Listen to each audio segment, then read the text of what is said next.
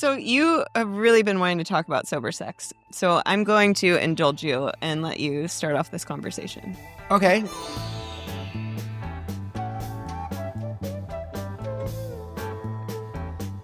Welcome back to Old Dog New Tricks, Harley and Malarkey Podcast. So, I've been thinking. I've been listening to our own podcast a little bit. Okay. And it's really good.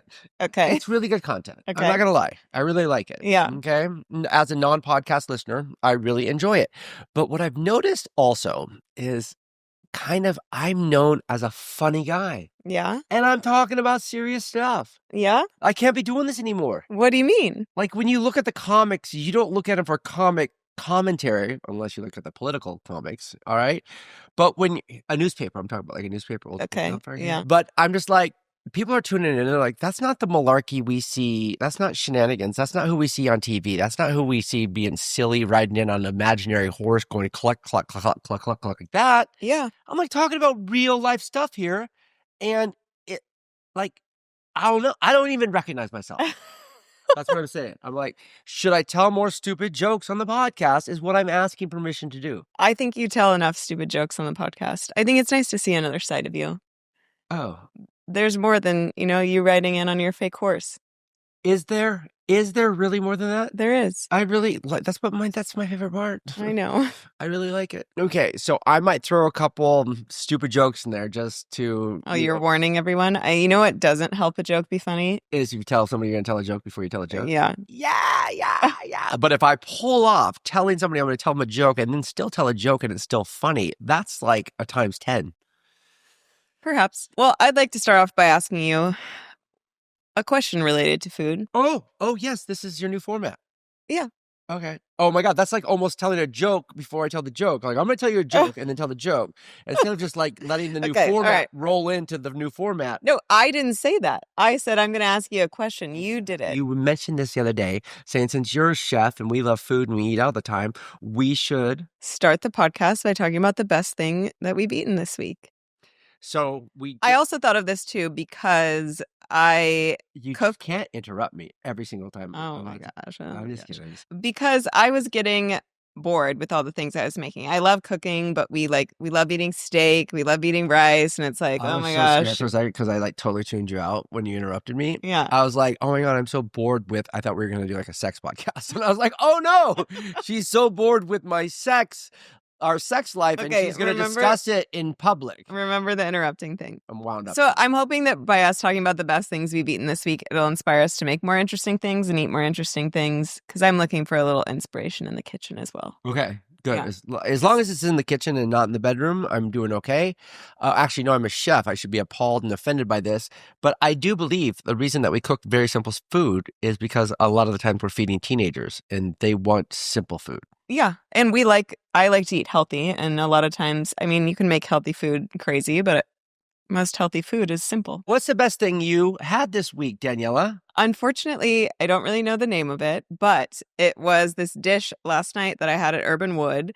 It's this raw fish dish. I think it's a raw hamachi with this zug sauce. Zug? I don't know. That's definitely pronouncing it right. But it's this really spicy, herbaceous, green, just deliciousness that you just want to eat with Chef a spoon. Chef Aiden, and you asked me to please text him and get the recipe. Yeah, and he didn't. He's like, it's not the right time. Yo, we're talking man, about boy stuff. Like I'm like this like chef, like this like kind of a big name and this. I'm not gonna ask the youth like what the hell you make it. No, I'm just kidding. I was talking to something. I of course am more than excited to learn from Aiden and give you this recipe make you this recipe. I'll make it. But we were talking about the fact that Robert Irvine, Restaurant Impossible guy, was in the restaurant last night and he didn't care about me at all. He was like, "Where's Chef Aiden?" Because he met Chef Aiden last time he was in town. So I was flattering Chef Aiden with like, "Oh my God, Robert Irvine wants to talk to you. He doesn't care who I am." And you're like, "What's the recipe?" What's the recipe? I'm like, timing, girl, timing. Anyways, that was the best thing I ate this week. We were like coming back from a little Sunday drive. We were like, let's stop by one of the restaurants, Anime or Urban Wood. And we've really been in an anime kick right now. Tara Monsan's Asian cuisine is over the top. It's so good. But I was like, man, I was craving this raw fish dish also from Chef Aiden. And earlier in the day, we had eaten one of the most indulgent dishes in San Diego. Oh, yeah. And it is the chowder. Is that your dish of the week? No, it's not, believe it or not. Oh, okay. This is going to be crazy. It's so close. It is so close. The chowder fries at Ironside. Literally just dumping a scoop of cream-based clam chowder on top of some French fries and eating them. Bacon crumbles. So dirty. So good. So we had that earlier in the day for a little afternoon meeting at Ironside, which is a spectacular design by Consortium Group. But believe it or not, yes, my favorite dish was not necessarily a dish. And when I talk about food, a lot of the times, I don't just rate it completely on the taste, but it's the surrounding, the ambiance, the company you're keeping, you know? Yeah. And it was our surprise date night the night before where we went to the Whaling Bar by the group that does, I don't know, Kettner Exchange, Matt Spencer and Brian Rodakowski. Super cool old bar that's been revitalized, but it still feels really super old and cool, and you can feel the spirits of yesteryear. And we had a Caesar salad, Twinkie Caesar salad. Oh yeah, that's I was like, all right, you know, I'm into gameplay, wordplay, and stuff like that. But they had it stuffed with like this cheese and then Caesar dressing, these big giant brioche croutons. It was so good. It was good. And that wasn't even just all. There were so many good things on the menu. Yeah. We were a little indulgent. It was date night. We'd been with the kids all week and stuff like that. We had caviar service. Oh, that was really good too. And most of the time when we have caviar, we just eat it just by itself. It's just so good, so good. But they did this really nice combination of the creme fraiche and the eggs and the onions and this little dip, and it was so good. With little buckwheat pancakes. Oh, the little buckwheat pancakes. I couldn't imagine the little people making those little tiny buckwheat pancakes in the back with their little tiny hands. And this was like, oh, so good, right? The Keebler elves were probably back there making the buckwheat pancakes. We also had, didn't we have like chicken liver? Yeah. I still love the chicken liver at Le Coq the most. Like, you can't beat that. There you go. There you go. When you need some good chicken liver, you need the cock. Well, I guess we had a lot of good food this week. We had a very good, and again, the food was really, really good. But the conversation and the ambiance and sitting in that little corner booth with you, priceless. Priceless. So we'd love to hear from you, our viewers. If you've got your favorite dish of the week or the month, whatever it is, please share with us, because you know what it is? Food is a facilitator of conversation and good times. So if you ain't eating, you ain't cooking, you're probably not talking. Yeah, or you're probably not happy. Oh, you're probably not happy. Yeah. So you have really been wanting to talk about sober sex. So I'm going to indulge you and let you start off this conversation. Okay, so this is something that was mentioned to me the other day by a friend going, oh, you know, blah, blah, blah, I've been not drinking. I've been thinking about, you know, I got a girl coming to town and I'll probably start drinking for that. And I was like, why? Sober sex is the best sex. And then I started thinking about it and I brought it up to you. And I was like, 2.5 years ago, when I got sober, it's like you're there's a new virginity. Let's call it a new virginity, right? Because when you're young and you're trying to hook up with girls and you're middle-aged and you're trying to hook up with girls, it's always like, let's get a little drunk. Let's get a good buzz on and have sex. It makes your inhibitions lower, right? But it also makes your sex sloppier. Yeah, right? yeah. And the nuance of sex, the being able to embrace, feel, smell, taste, the nuances of sex are the best part. You know, if you just want drunk, pound sex, that's what you're going to do. But if you want to really take your sex life to an entirely new level and control and rhythmic and ups and downs and this and that, and being vulnerable, right? Yeah. By being able to talk about it, being able to express yourself and being able to do that, that is the essence of growth. Yes. Yes. Yeah. Not only in sex, but in life, and really being able to handle that head on. And I need your expertise here. Okay, my arms are getting tired. I'm flapping over here. Yeah, I mean, I think that as you touched on, there's many different facets of sex. Like there's the physical, there's the emotional, there can be the spiritual.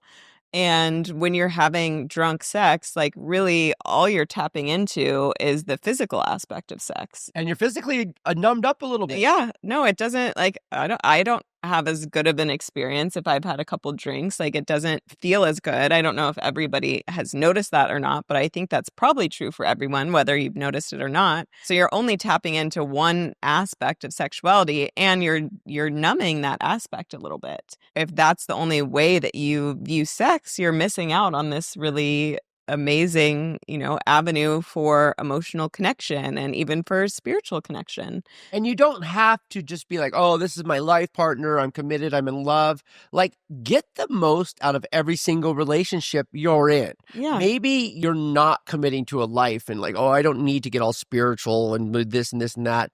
I went one time in Tulum. We went to a sex person who had a group circle and talked about sex. Yeah. And this woman, I found this very, very interesting. She said, I came from New York. I dealt in stocks and bonds and did this, and I was trading, and I wore a fucking woman's suit, and I was a powerful woman, and we got drunk, and we fucked, and it was like pound, pound, pound, pound, pound, and, high adrenaline and this and that and everything. And she goes, then I came to realize I am just a shell. I am not getting anything out of this. And she said, now I don't have just one sexual partner. I'm still promiscuous, and I have this. She lives in Tulum now. She's obviously downshifted. But she said, my sex now is so interesting. If you were to look in my window from across the way, you would see us barely moving as we're having sex. And the intimacy and the nuances and this, she goes, it's light years away from what it used to be, but it's so much more fulfilling. And I firmly believe a lot of men mask getting drunk with sex, hoping that it keeps them from feeling, so they don't orgasm as quickly. So they're trying to numb themselves a little bit so they don't orgasm, because it's so funny. Both man and woman have so much nervous energy around sex that they find the reason to drink to bring down those barriers. And I actually think if you had sober sex and you just moved slower and took your time and enjoyed the nuances, it'd be so much more fulfilling, regardless if it's a long-term relationship or not. Yeah, no, I agree with you. I'd like to go to a sex workshop with you in Tulum. That sounds fun. Let's go. Okay. I think this applies even if you've been in a long-term relationship. And it doesn't necessarily, I don't think sober even has to mean without alcohol. I think sober can mean looking at your sex through fresh eyes. And I think a lot of times you kind of go, if you've been married and you've been with somebody for a long time, when it comes to sex, you can go into autopilot, whether you're drunk or whether your brain just kind of shuts down a little bit. And I think that you are sacrificing that connection, and you are sacrificing what truly fulfilling sex can be. And I think a lot of times men are taught oh, you want to pound hard and fast, and it's all about coming and making your woman come. And I think that you miss a lot of the point of sex. And I think that this is also part of the reason why women tend to lose desire for their partner in a long-term relationship, because the way women's bodies function versus how men's bodies function, it actually works better for them if you can take some time slowing down, warming up, getting everything kind of flowing for them. And I think that when you're able to take time with sex and you're really able to drop in with sex, you have an ability to create a more fulfilling experience. And here's a fun fact. Did you know that most women, it takes them 20 minutes to become fully aroused, which is, so men and women both have erectile tissue in their genitals. Obviously, men are more known for that. You don't have sex unless the man has a boner or a hard-on. But women are actually supposed to have full engorgement of their genitals before you have sex as well. And so that means all the blood flows through the clitoris and through the vaginal tissues. And a woman's vagina isn't really that sensitive until she is fully aroused as well, and she has her lady boner. Shut up! Oh, God, I don't even have to tell jokes. I'm blushing over here. I'm learning stuff. This is crazy. A lady boner. All right.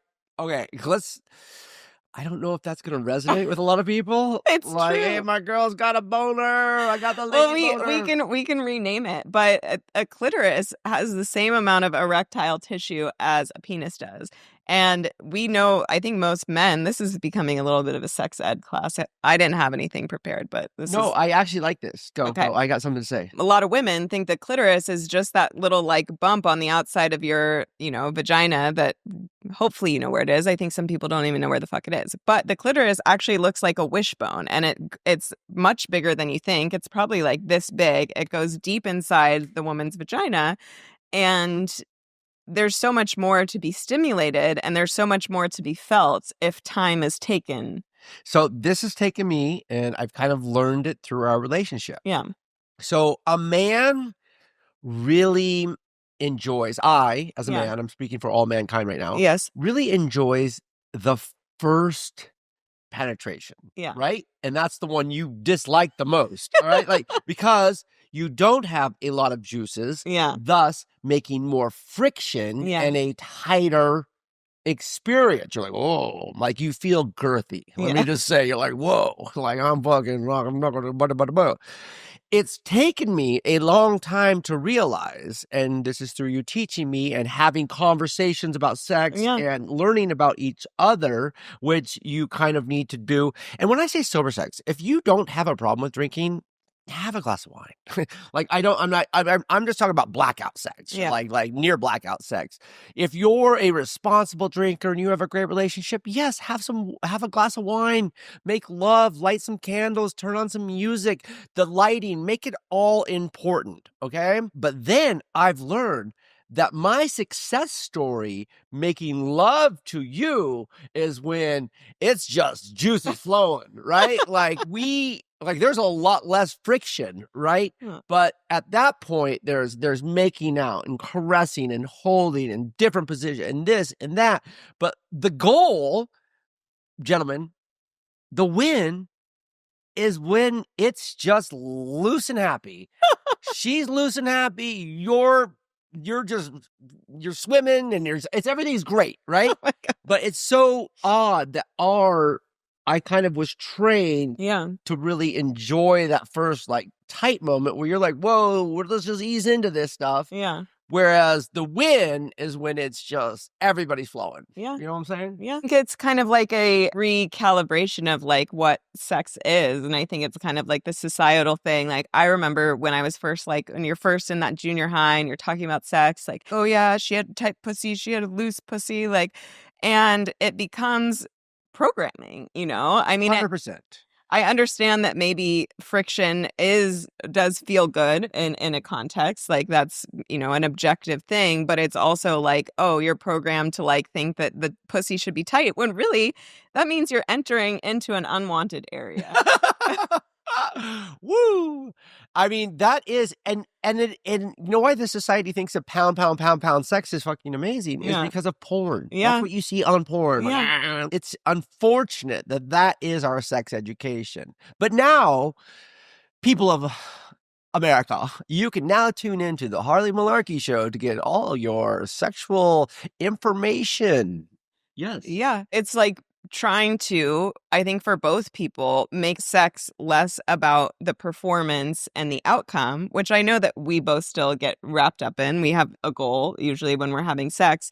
But I do think, like, I think the biggest problem is not necessarily people out there in hookup culture. Like, hopefully you find your way when you find somebody you like. But I think where the biggest problem is that people that have been together for a long time and people losing desire in relationships. And I think a lot of times the woman is the one who loses desire because men can, generally speaking, find pleasure in sex very easily. Like a woman's body is more complicated. Yes. And when you're still having the same like pound sex when you guys were in that new relationship, when you're newly in love with somebody, your body is being like flooded with oxytocin and all these and dopamine and all these happy chemicals. And if you think about it, like the sex you have when you first meet somebody, it's like they touch you and you're immediately turned on and they're immediately turned on. And that's like something that happens when your hormones are raging. And those hormones, they've said at maximum can last like 18 months, like those crazy newly in love hormones. And once those wear off, if you try and have the same kind of sex that you're having, 2 months in, 2 years in, a lot of times it's the woman that kind of suffers. She's kind of like, well, whoa, this doesn't feel as good as it did. I need a little more time. And then I think people don't talk about it. And so the man can start feeling defeated, like, oh, she's not as sexually attracted to me anymore. Like, I don't want to try and get rejected. And I think that's kind of the beginning of the end of a satisfying sex life for a lot of people because they don't talk about like the woman saying, hey, it really turns me on when you do this, or I need a little more time before you go inside me, then it starts becoming, this is very generally speaking, but I think a lot of women feel like they have sex to please their husbands rather than to please themselves. Wow. So we got to service sex to like maintaining a good sex life. I mean, Yeah. I love listening to you. You're very knowledgeable. Thanks. I have one fear constantly. Yeah. And Harley told me that in previous relationship, she was like, oh, the sex just became monotonous. And I'm like, I'm sitting there having sex. I'm like, oh, what do I got to do with my day? What do I do with it? I always like look at her and I'm like, are you fucking planning your day right now? Are you checking things off your list right now? Like, be present. So. Yeah. And I think that that's like, that doesn't feel good when you're the person checking off your day while you're having sex. And it doesn't feel good to be the person who's having sex with somebody who's thinking of planning their day in their head. Yeah, like, but again, men are just like kind of a little bit more animalistic, like, like, I mean. There have been times where I can tell you're thinking about like your next project. Yeah, maybe. Okay. Maybe, but that's it. That's because like that's like the old thing of like baseball. Like maybe I'm a little too aroused, and I'm like, let's slow this down. So I'm like, oh, what if I could fly to the moon? Like you have to put yourself in a different place for a moment, just to like calm down, down, deep breath, because I'm just here to satisfy you.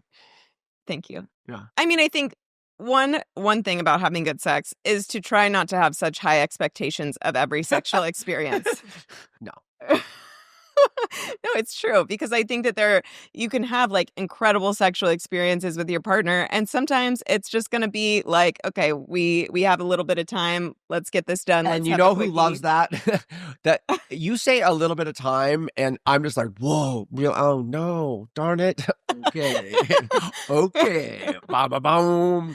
So I think that is a little compromise too, and I think a whole other episode is talking about like kind of sex in a 2+ year relationship and how to keep I think fresh. that this is where this one's gone. We have 8 more minutes. On the doorstep. We've got on the doorstep right there. Yeah. But I think what it is yes, you do make some time for that really nice slow sex when you have the opportunity. And then sometimes it's okay just to like throw the old dog a bone.